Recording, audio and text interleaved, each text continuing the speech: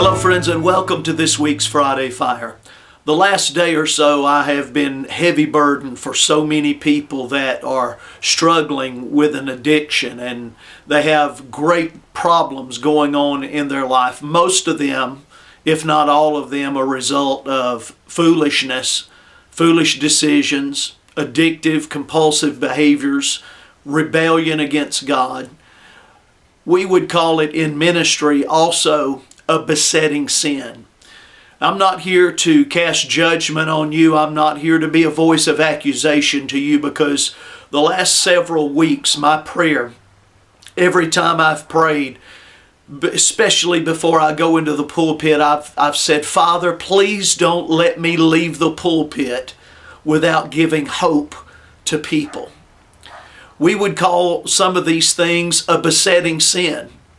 Hebrews, the writer, in chapter 12, he said, therefore we also, since we are surrounded by so great a cloud of witnesses, let us lay aside every weight and the sin that so easily ensnares us. This is in the New King James. The King James says, besets us. And let us run with endurance the race that is set before us, looking unto Jesus, the author and the finisher of our faith, who for the joy that was set before him endured the cross, despising the shame, and has sat down at the right hand of the throne of God. In Zechariah chapter 9 and verse 12, the writer is speaking, God is speaking through the prophet, and he says in verse 12, turn you to the stronghold, you prisoners of hope. Even today do I declare that I will render double unto thee. The Wycliffe Bible, I love this translation. He said, you bound of hope, be turned again to the stronghold. And today I tell you, I shall yield to thee double things. You prisoners of hope, return to the stronghold or to the fortress. For today I declare that I shall give thee double for all thy trouble. The New Living Translation says of verse 12, come back to the place of safety, all you prisoners who still have hope. I promise this very day that I will repay 2 blessings for each of your troubles. Doesn't seem to be a day that goes by that there's not blasting on the news or in conversations with others how perilous these times are, how dangerous these times are, how confusing these times are. If God is really moving on the earth, why is all of this chaos going on? I can tell you why. Because we're in the middle of a battle between the forces of God and the forces of the devil. The devil does not want you to have victory, friends. Jesus does. That's why he was willing to give his life so that you could have his life. If there is a bondage that I want in my life, and I don't want to be in bondage to any man, and I certainly don't want to be in bondage to any kind of addiction or any kind of besetting sin, today I am a prisoner of hope.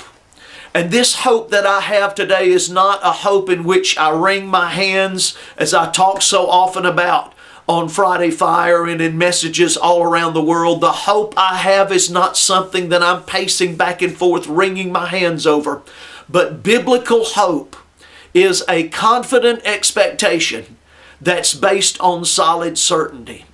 My hope today is that beginning today, that there would be a visitation of God's glory that would come to the earth. That His Spirit would move in such a way that sinners would awaken to the fact that Jesus Christ died to set them free. I'm a prisoner of the hope that somehow this weekend that God is going to invade churches all around the world, that His presence is going to move in to congregations and begin to cancel all of our plans so that we can embrace His plans. I have a hope today. I'm a prisoner of the hope that the backslider this weekend will begin to wake up and recognize that their life is meaningless without a relationship with the living God. While this may be a day of trouble for many, what looks like insurmountable odds that are stacked against you, and for those of you who feel like that your addiction or your besetting sin is going to destroy you, I want to tell you today, keep repenting. Keep repenting with a sincere heart, with all the sincerity that you can muster in your heart, because God recognizes a sincere heart. And secondly, keep crying out to God. Because we live in a microwave society, in an instantaneous society, many times we get troubled when God doesn't immediately answer our prayer. But just because He does not immediately answer does not mean He has abandoned us, does not mean that He is rejecting us, and it does not mean that we have sinned the unpardonable sin and we've doomed for hell.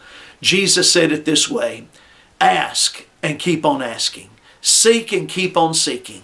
Knock and keep on knocking, and the doors will be open. Jesus is the stronghold that we can run to today, friends. Amen.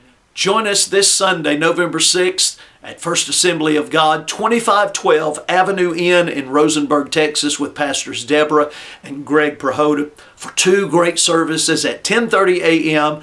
and at 6 o'clock p.m. Just a few weeks, we're going back to Kenya for our schools of ministry there and several outreaches, and we would love to have you to join us and be a part of those great outreaches. Visit our website, revivalnow.org, and I'm praying for the fire of the Holy Spirit of God to fall in your life this weekend.